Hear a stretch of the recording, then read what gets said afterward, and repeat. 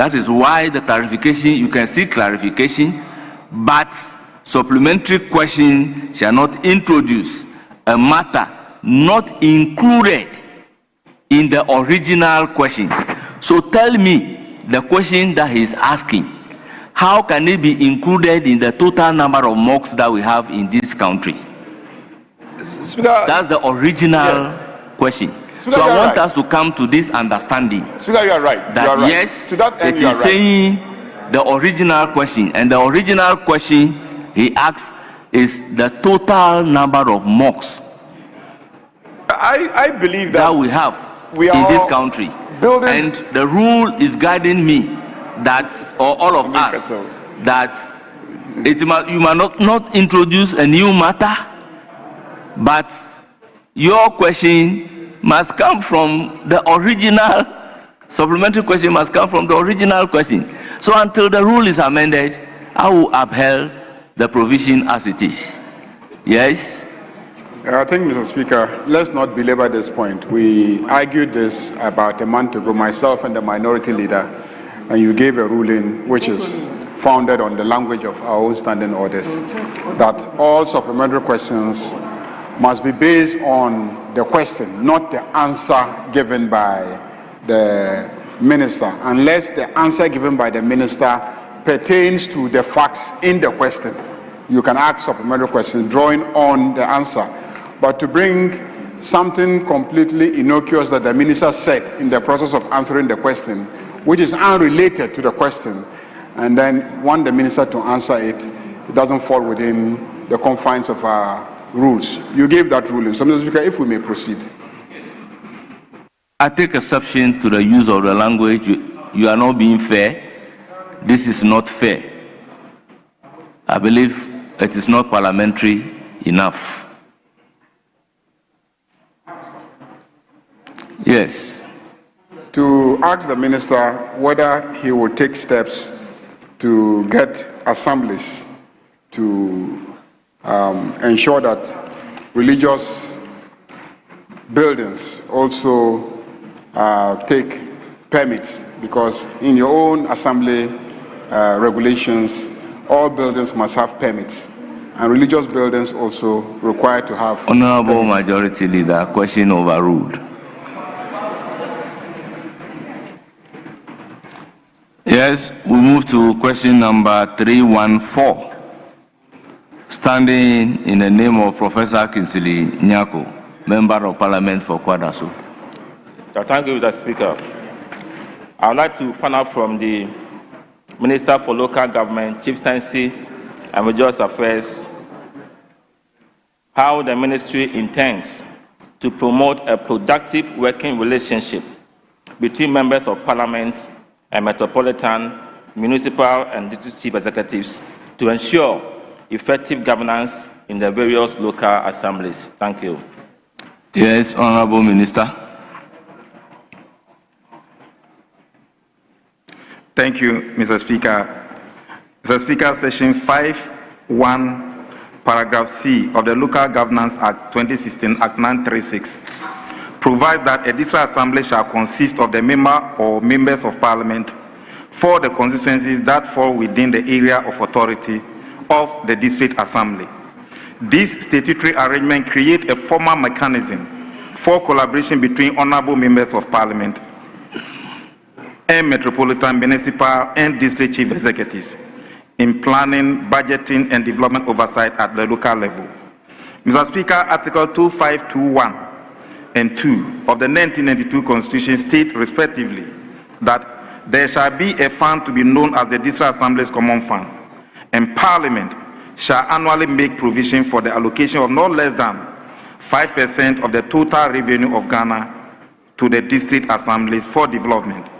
In practice, the distribution of DACF to various MMDAs is guided by 3 key criteria: the needs of each assembly, equality to ensure fair allocation of national resources, and service pressure, which considers the level of demand placed on existing facilities, particularly in urban areas.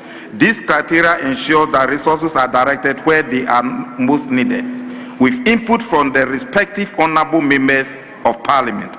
during General Assembly meetings. Furthermore, under Section 126 of Act 936, the Ministry, through the DACF, is enhancing the financial allocation available to MMDAs to strengthen development planning, project execution, and service delivery at the local level. Mr. Speaker, in addition to DACF, honorable members of Parliament also receive a constituency allocation, commonly referred to as MP's Common Fund. This allocation, which is drawn from a percentage of DACF, supports small-scale development needs, such as assistance to vulnerable constituencies, the provision of farm inputs, and community facilities, including boreholes and water systems. To ensure that these resources complement district development priorities, it is important that MMDCEs meet regularly with their respective members of Parliament to discuss pressing local needs, align intervention with the Assembly's medium-term development plan, and channel requests through the appropriate funding resources. Mr. Speaker, the Ministry is accordingly working to ensure that such engagements are held consistently as they form a verbal platform for strengthening the working relationship between MMDCEs and honorable members for improving the coordination of development effort at the local level.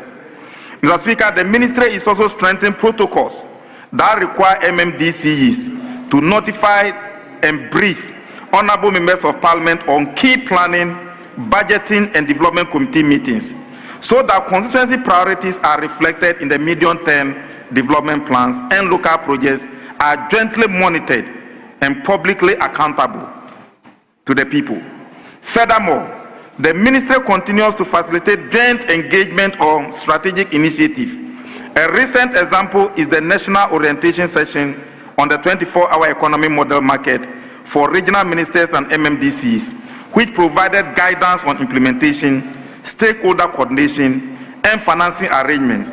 As a rollout continues, MMDAs are encouraged to brief and involve honorable members in local consultations and collaborate with them to support that all these interventions are carried on successfully. Thank you, Mr. Speaker, for the opportunity. Yes, any supplementary question? Mr. Speaker, interestingly, the Minister has provided more than required. However, I want to find out from him, in fostering this productive working engagement, will you consider having an engagement with all MMDCs and members of Parliament? Thank you. Yes. Thank you, Mr. Speaker. Mr. Speaker, this question is very important. Yesterday was my 5th day of having an engagement with the MMDAs. And Mr. Speaker, the expose that I'm being confronted with call for serious intervention of members of Parliament on the activities of the assemblies.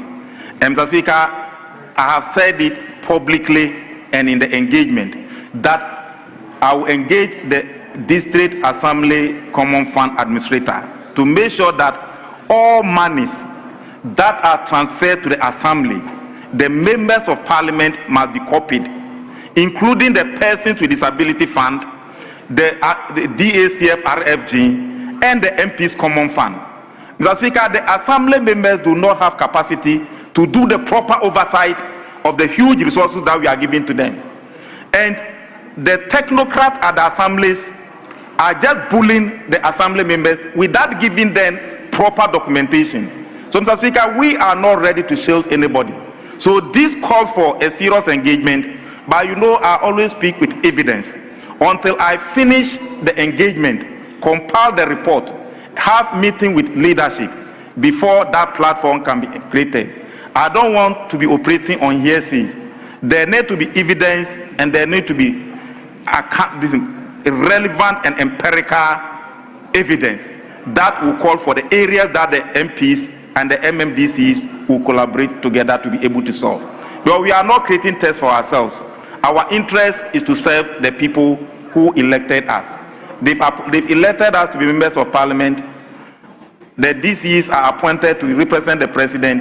The Assembly members are elected to do oversight there. but we are also ex-officio members in the assemblies.